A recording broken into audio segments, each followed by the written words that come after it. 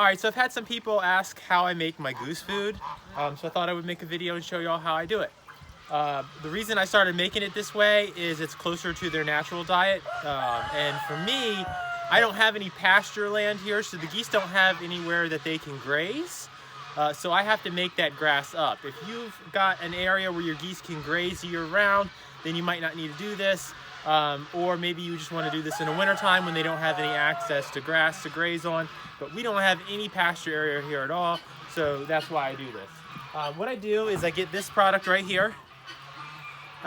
These are grass pellets you can get at your local feed store. I get 3 different kinds. I get Timothy hay, I get alfalfa grass, and orchard grass, and I mix them in equal parts. And then I'll put that in a bucket. And so for the amount of geese that I have, I'm going to use about that much, which is a pitcher and a half, 1.5 of these pitchers. And then what I'll do is, so it roughly works out to be 2 parts grass pellet to 1 part like a corn mix. So 3/4, this is a little more than 3/4, but about 3/4 of a pitcher. This is like a basic all flock feed and some scratch grains mixed together. If you notice and look close, you can actually see real whole parts of corn and seeds in here. I get that type of feed rather than the highly processed stuff. Like if you get like a Purina product, it's going to be so processed, there's not going to be anything recognizable in there at all. And so I get this from an Amish market because it is minimally processed. It's really just ground up corn, and you can really see, you know, that it's a whole product. It's not really this highly processed crap like whatever Purina's peddling. But anyway, I'll put that in there.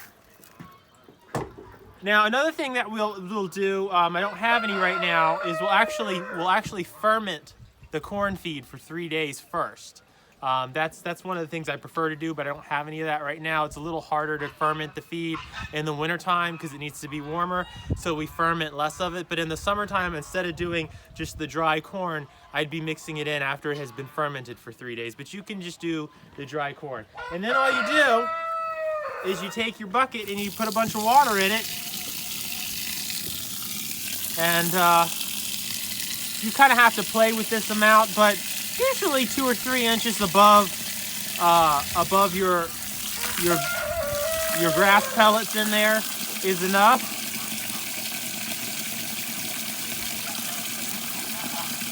So that'll be enough. And then what you need to do is, depending on the temperature, and I'll just mix that around, you know, so we get a good mix there. Depending on the temperature, if you're using a warmer water, you know, that'll take a half an hour to an hour to soak up all the way. If it's cold water out of the hose like I did and it's cold outside, we just let it soak overnight. So I'll just put that there and put a lid on it and let it soak overnight. Now, one thing I want to mention is I actually give the geese more corn than that in their daily diet. Because just like if you put a bowl of lima beans and a bowl of french fries in front of a child, what do you think is going to disappear first?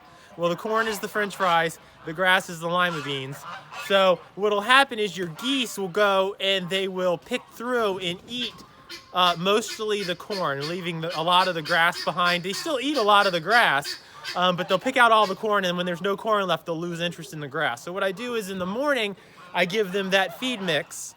After it's soaked, it's all soaked and ready to go overnight. I give them that, and then in the evenings when I come out to put everybody to bed, I just get another pitcher of corn and I sprinkle it in there and I mix it around with my hand, and then they eat it all.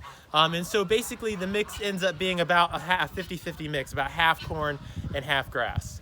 So that's how I do it. One other tip is, what I'll do is I'll take some of this sour right here, and you can do just plain water, but I have this. I have no other use for this. After I dump their food that has already soaked, after I dump that into their feed bowls, I'll come through and I'll dump the sour on top of that, making it like a soupy mix. Actually, come here, I'll show you.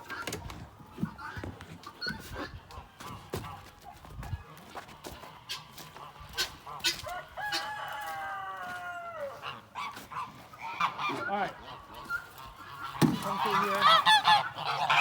Come on in. All right. And you see right here, look right here.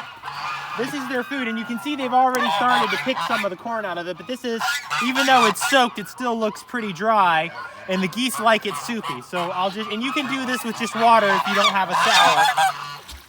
Okay? But I just put that in there. And as you see, they come right over. They get really excited about it because they like the flavor of the sour, but they also like a very soupy mix. So we'll do the same with this bowl. Here. And then I got one more here.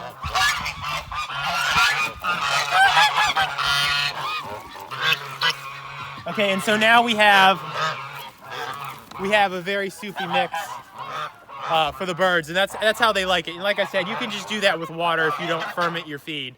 But the sour is all kinds of good probiotics from the ferment, so that's why I use that. The only other thing is, don't put the food bowls too close to their water source. They're going to get plenty of water with their food if you mix their food like I just showed you. So they're not going to, like, you know, because geese, if your food is really dry, they can kind of choke on it a little bit.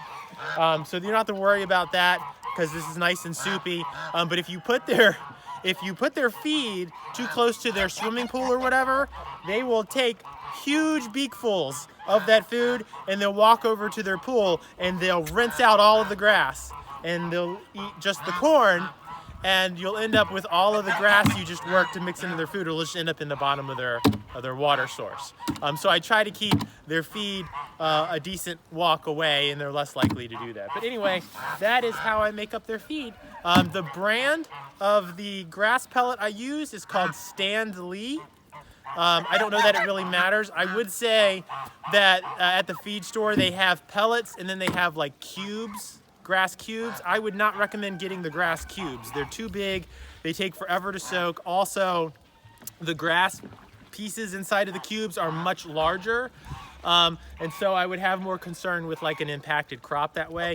The grass bits in the pellets have been ground up so fine it's a non-issue. So make sure you get the little pellets like what I showed you earlier. All right, I hope that helps. I guess that takes care of how I make the goose food.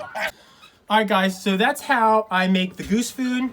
Just stick around and I will link a video on how to make fermented feed to this video so you can see how I make my ferment. Even though I didn't use ferment feed in the goose food today, I do use it from time to time. I just didn't have any available for today, and I don't make quite as much in the winter time when the temperatures are super cold, so I don't always have enough to make the goose food the next day. But the geese get the, as you saw earlier in the video, the geese do get the rinse from the ferment, so they get all of those probiotics anyway. Sometimes I'll actually use that rinse in place of the water to soften up the pellets. It just depends on what I'm up to and what I've got going on. Either way, they get their probiotics too. That's the main reason of the ferment for them. But the ferment does soften the feed up and make it easier for them to digest. So if you want to check out how I ferment that feed, the link will be somewhere here. All right, thanks. Bye.